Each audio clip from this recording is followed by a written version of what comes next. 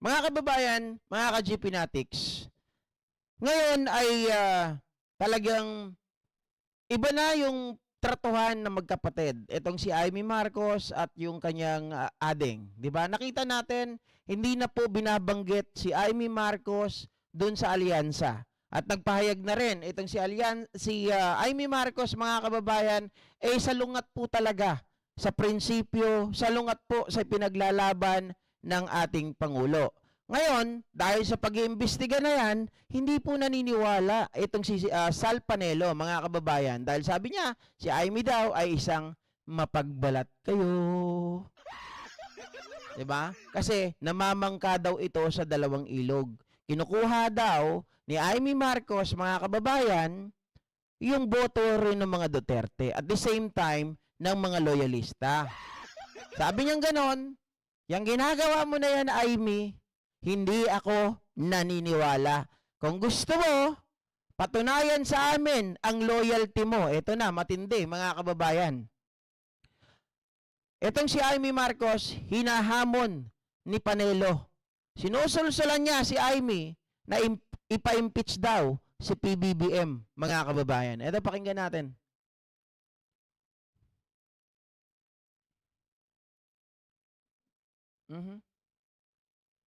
Ay, sorry. Si Sir Louie pala yung tumatawag. Sir, hindi ko kayo masasagot.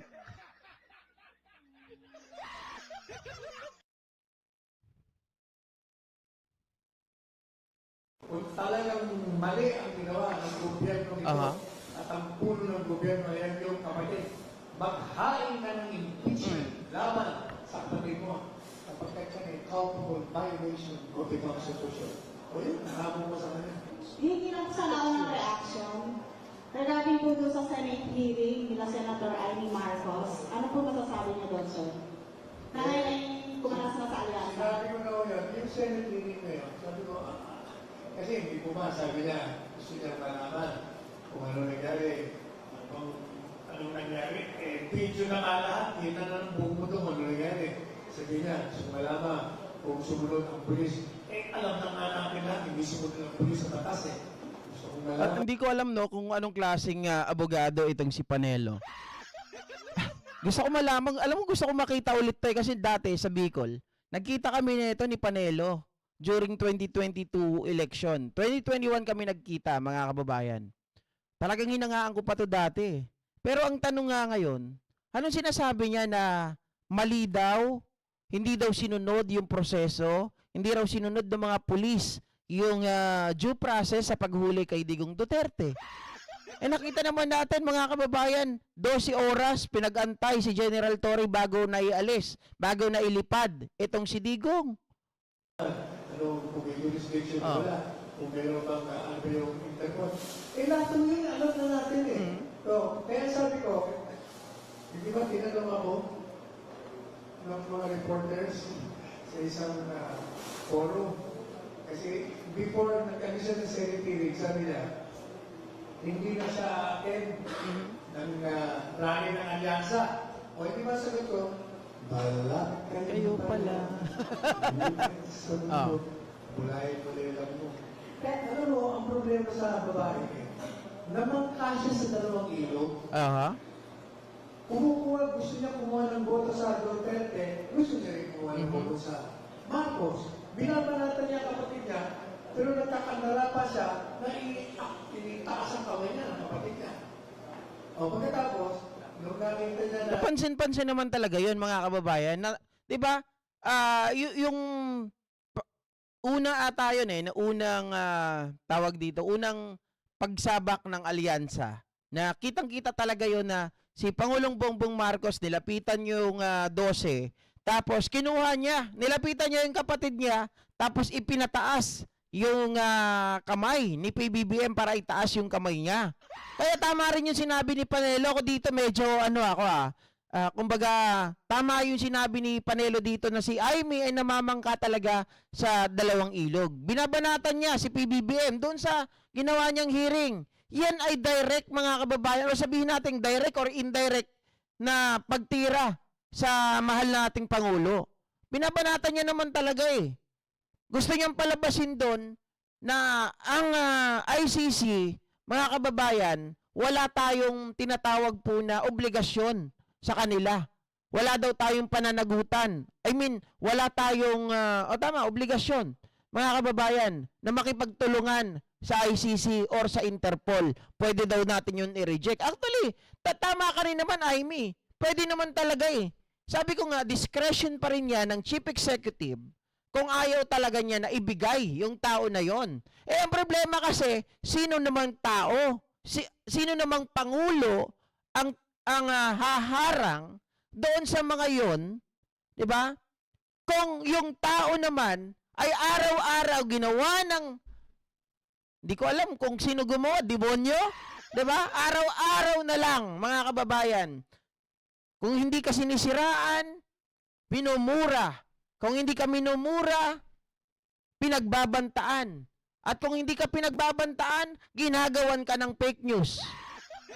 Sa tingin nyo, yung Pangulo, mga kababayan, pipigilan yung paghuli? Ay kung ako lang, syempre, tao rin yan, nabubwisit. Umamin na rin si Pangulong Bongbong Marcos na siya ay nabubwisit, na siya ay napipikon sa mga fake news. Diba kaya nga daw niya inilagay, diba si Attorney Claire Castro para banatan o para harangin, para i-stop at i-debunk yung mga fake news na lumalabas laban sa Pangulo. Oh. Nakakita naman siya ng oportunidad na pa pwede mahalin siya ng mga Duterte. Aha. Ito naman siya. Tapos, eto, di ba, yung kanyang kapatid. Actually, mga kababayan, sa mga nagtatanong sagutin ko lang to. Sabi ni Ardalion Sarmiento, may napanalo na bang kaso yan si Salsal Panelo? Baka notaryo publiko lang yata yan. Kung sa mga hindi nakakaalam ng history, mga kababayan, si Sal Panelo ay dati ring abogado ng mga Marcos. Kung hindi ako nagkakamali, mga kababayan. Pero, itong si Panelo talagang iba. Iba talaga yung akala ko nun totoo to eh. Kaya lang, nakikita natin ang tunay na kulay kapag halimbawa nagkakaroon na ng naglalabasan na ng baho. Dati rin po itong abogado ng mga Marcos, mga kababayan. Hindi ko alam kung ano naging issue nila, kung bakit kumalas siya, bakit umalis siya, at ngayon ay kinakalaban niya na ang mga Marcos. Lalong-lalo na etong si Amy. Bakit siya galit na galit? Diba? Hindi siya pinapanggit. Dalawa, 3 beses na nata sa rally. Kaya no choice ngayon siya. Kaya sabi niya, she voted me. You did not vote. You were fired. Tinanggap ka talaga ng alyansa. Kaya, tingnan nyo, ang survey niya, ang trajectory niya. Alam mo ba, Sir Leo, kung bakit di ba naging lawyer ito ni Madam Imelda? Meron ba kayong idea kung bakit umalis ito bilang lawyer ni Imelda tapos napunta naman sa side nila Digong? Kasi nga, ang tao, wala nang tiwala sa kanya. Nasira na ang credibility niya. Wala nang pagkitiwala. Kaya kahit anong gawin niya pa ngayon, wala. Sabi nga ng mga Kastila, merece, you deserve it. Merece, karma. Oh. Pero sir, saan kaya patutungo yung ginawa nilang hearing na yan? May makakasuhan ba? Ano? Saan kaya patutungo yung ginawang hearing nila? Oo. May makakasuhan po ba? Sa programa ko, sa SMN, sabi ko sa kanya, publicly, pati sa TikTok. Sabi ni Norman Kalikdan, isa lang ang dahilan ng pagkalas niya sa mga Marcoses ka GP, pera. Oo nga, no? Baka naman kasi naghangad ng napakalaki, no? Baka ito, lang to, joke lang Baka naman kasi, mga kababayan, naniwala siya dun sa yung, tawag dito, napakaraming gold bars ng mga Marcoses. Tapos, naghangad siya na mabibigyan, hindi nabigyan. Ayoko na sa inyo, ayaw nyo ako bigyan ng gold bar. Hindi, joke lang yun Nagpapatawa lang ako, hindi ako kalbo. Kung gusto mo akong maniwala sa'yo, yung ginagawa ko, demanda mo. Ikaw mismo magdemanda ka sa mga pulis na lumabang ng batas. Number 1. Number 2, kung talagang mali ang ginawa ng gobyerno ito, at ang puno ng gobyerno, yan yung kapatid, maghain ka ng impeachment laban sa kapatid mo sapagkat ka may culpable violation of the Constitution. O yun, nakabo mo sa kanya. Hindi mo siya magagawin. Kasi ka, balat kayo siya. Grabe ha. Ang tindi talaga ng galit dito kay Aimee, mga kababayan. Ako, asar ako kay Aimee. Pero si Panelo siguro hanggang dulo eh. Kung merong tinatawag na mula pari hanggang hulo, talagang ito matindi ang galit kay Aimee. Parang mga kababayan, talagang hanggang sa talampakan kaduluduluhan ata ng daliri, galit na galit siya kay Aimee Marcos. Pero ang tanong dito, kakasaba kaya itong si Senadora Aimee Marcos na ihabla niya yung mga pulis, ihabla niya ang kanyang pangulo, mag-file siya ng impeachment complaints against his brother or her brother, mga kababayan? Papayag kaya siya? Siyempre, siguro sa pagkakataong ito, mga kababayan, although si Senator Aimee Marcos namamangka sa dalawang ilog, hindi natin maintindihan.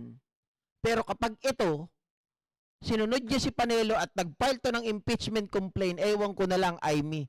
Kasi ngayon, di ba tita, itong si Aimee Marcos, kahit sa mga survey, wala na siya eh, laglag na talaga eh. Wala nang naniniwala sa kanya eh. Yung paghahangad niya na makuha yung boto ng mga DDS, yun ang nakasira sa kanya. Wala siyang tiwala, mga ka-GPNatics, sa inyong mga loyalista. Di ba, Sir Noni Nubla, Tony? Wala siyang tiwala, guys. Hindi niya alam, hindi niya ba naisip, hindi niya ba naunawaan, or hindi niya ba natatandaan na itong si Digong Duterte, kaya nanalo, it is because of her. Dahil siya, inilapit niya ang mga Duterte sa mga loyalista. Kaya nanalo nung 2016 ito. Tapos ngayon, ang gusto niyang makuha, boto ng mga loyalista. Di ba? Mga kababayan, kung iisipin mo, si Aimee, dapat pinag-aralan niya. Dapat tiningnan niyang maigi. Marami ba ang mga DDS? Kailan ba dumami ang mga DDS? Kailan ba ang mga DDS, mga kababayan, lumaganap? Nung panahon lang naman ng tinatawag nilang Davao Death Squad, pinalitan nila yung moniker. Ginawa nilang Duterte diehard supporter. Pero ang mga Duterte dati hindi naman kilala.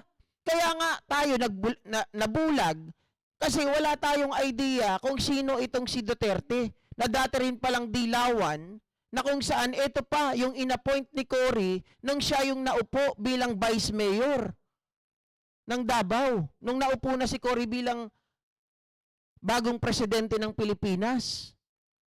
Hindi ba? Yun kasi ang hindi niya nakikita eh. Akala niya siguro netbegs, etong mga DDS ay napakarami. Meron pa nga ako natatandaan na isang neto eh. Meron ako natatandaan na isang statement ni Senadora Aimee Marcos na binanggit niya ata tungkol sa mga loyalista. Sorry pero mga loyalista, naalala ko lang ito. Yung isang masakit, sabi niyang ganun, ang mga loyalista daw ay wala na. Ang mga loyalista lang daw ay panahon lang ni Apo Lakay. Wala na daw loyalista ngayon. Kasi ang loyalista daw, hindi na ipapasa. Okay. Ako agree naman, ang pagiging loyalista, mga kababayan, hindi naman talaga pinapasa yan kasi hindi naman gamit yan. Na ipapasa mo sa alinlahi. 'Di ba? Na parang yung mga manggagamot, yung mga manggukulam, pinapasa nila doon sa kanilang mga susunod na henerasyon.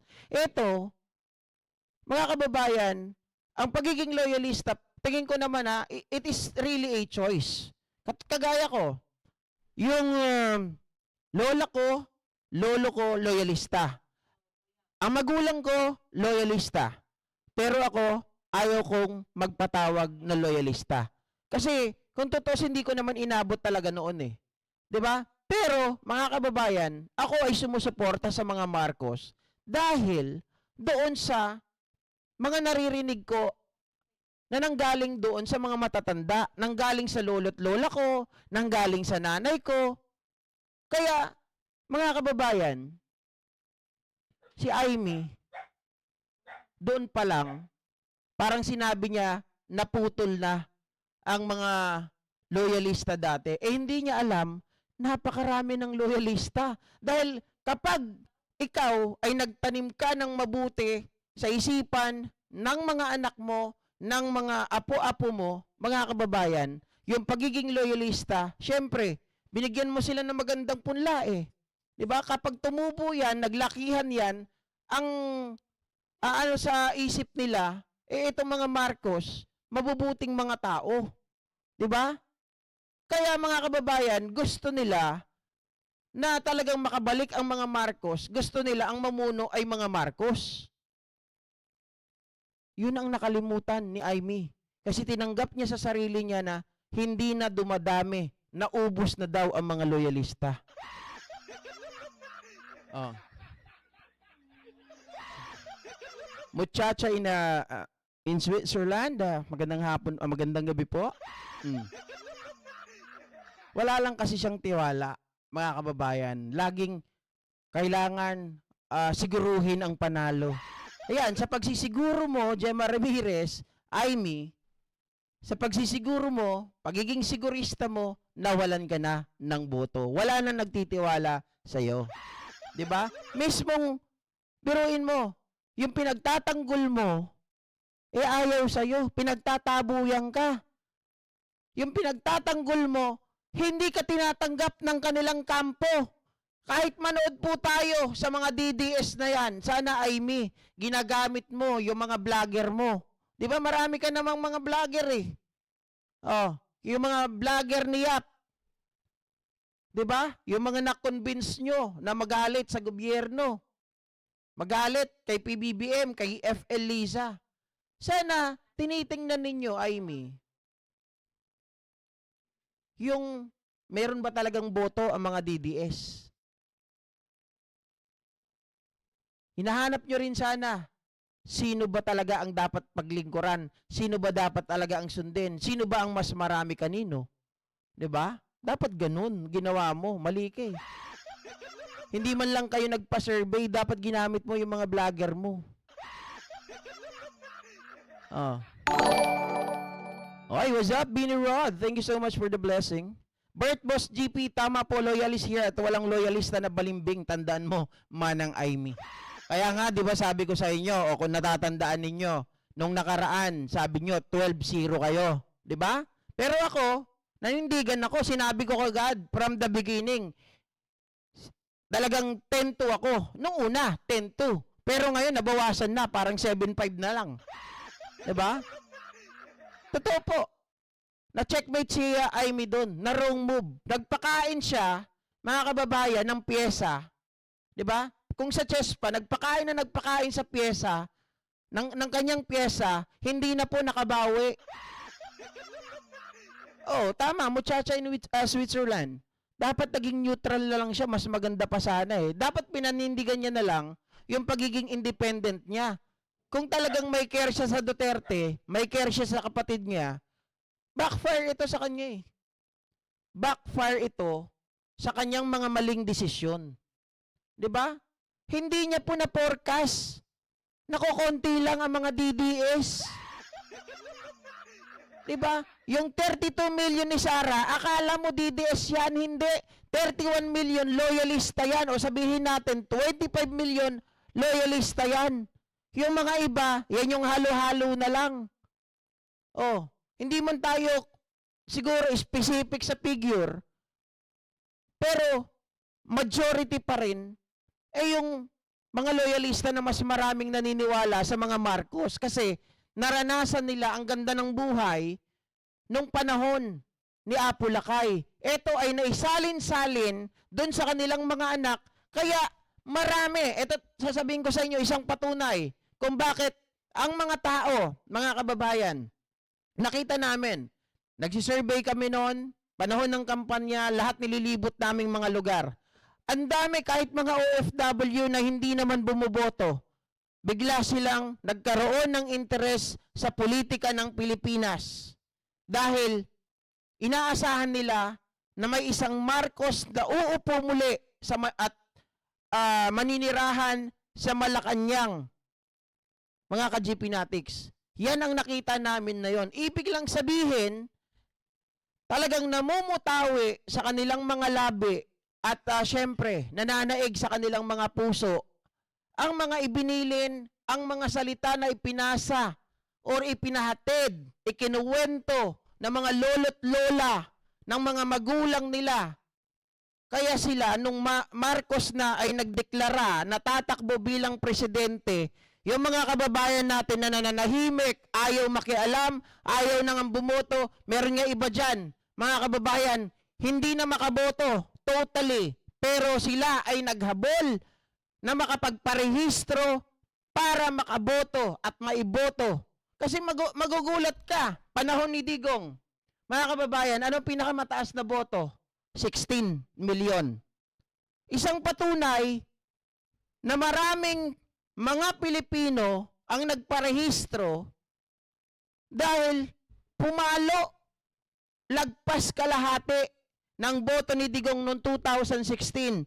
Nagkaroon ng 31 million, nagkaroon ng 32 million na boto ng mga Pilipino. Kung yan, mga kababayan,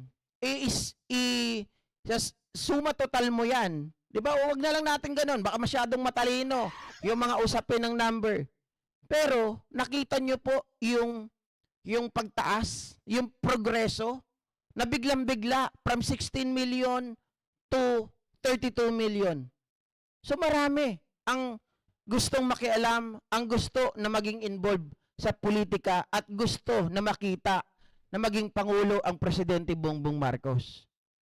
Di ba? Sabi ni Ping Laksamana, yung boto ni Sara ay hocus pocus. Ako naniniwala naman. Ganito kasi yan, mga ka-GP Natics. Yung mga loyalista, eto yung honest review or honest opinion. Si Pangulong Bongbong Marcos, he got 31 million and some numbers. 'Di ba? Lahat 'yan ay loyalista at yung mga taong naniniwala sa mga Marcos at sa kanya. 31 million. Kaya naman si Sara Duterte ay naging 32 million. Alam nyo ang totoo?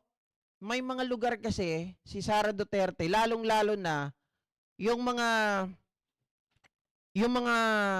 solid dilaws, yung mga ayaw talaga sa mga Marcos, mga kababayan, Duterte ang binoto. Tapos yung iba na mga maka-Duterte, yung mga nasa Davao, ayaw din nila kay PBBM. Kaya nga si Isko ang binoto nila. Pero Vice President nila si Sara. Sa makatuwid, solid yung boto ni PBBM na 31 million. Pero yung 32 million ni Sara, kaya yun lumagpas, yun yung yung lagpas na yun yung mga ayaw kay PBBM. Mga kababayan. 'Di ba? Kasi, bakit kanyo? Hindi naman dinala ni Sara Duterte si PBBM dati. May mga certain na lugar hindi ko sinasabi sa lahat ng pagkakataon, pero may mga certain na lugar, kagaya po ng, kung di ako nagkakamali, napuntahan namin isang beses sa Pasay, Parañaque, at meron pang isang lugar sa probinsya na napuntahan ko, si Sara lang ang nandoon. Ang sinusundan talaga namin si PBBM.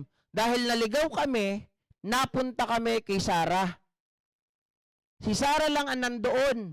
Wala si PBBM. Pero mga kababayan, kapag sila po ay nagsasalita, hindi nila binabanggit ang pangalan ni Bongbong Marcos bilang presidente. Tapos makikita mo yun ng mga nakapaskel sa labas ng venue, ay iba po ang nakatandem sa kanya. Vice President Sara, yung presidente ibang tao. Hindi si PBBM.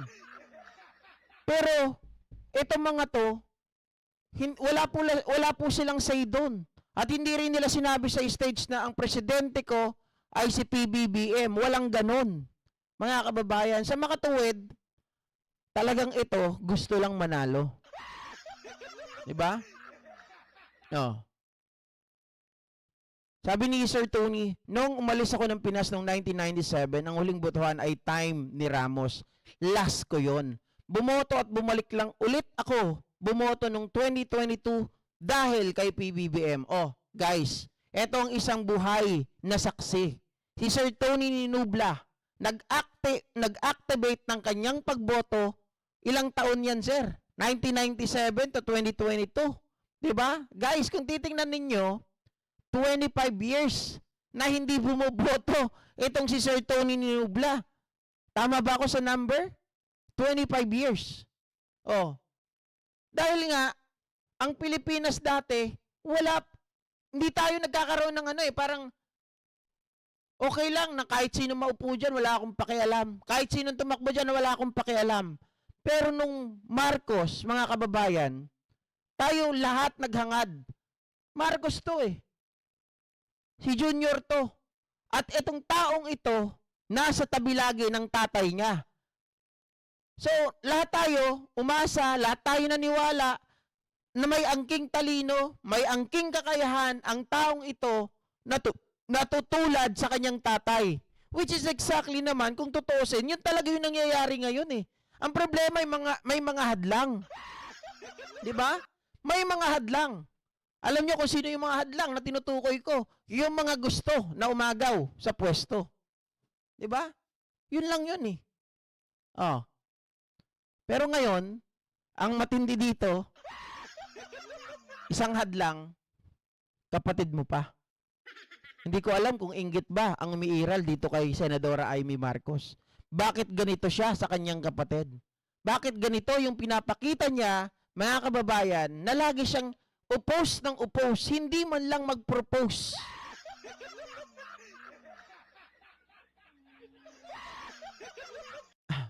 Ay, shoutout po kay Ma'am Jo at kay Gloria Smooth from New Jersey, USA. Kahit andun si Amy at Sara sa Muutog Rally, hindi dinadagsa. Exactly, mga kababayan. 'Di ba? At kahit dati, kapag merong rally ang unit team, wala si PBBM, mga kababayan, hindi ganun kadami. Unlike kapag nandyan si PBBM, ewan ko nga kung bakit kami nawala noon, biglang napunta kami kay Sara, sinusundan namin si PBBM, napunta kami kay Sarang rally, mga kababayan, tapos nakita namin, ba't ganun? Hindi man lang binabanggit kung sino yung presidente niya. Oh. Ayan, tama Sir Tony. Nawalan ako ng ganang bumoto nung nawala si Apo Makoy at kasama kami sa mga nag-rally sa Luneta noong 1986, 1987, kasama pa mga anak ko, maliliit pa sila noon at binobomba ng tubig. Siguro kasama nyo pa sila dati, no? Sila Ferdinand Topacio. Dati kasi mga Marcos yan eh. Oh. Lahat na lang ginawa nila.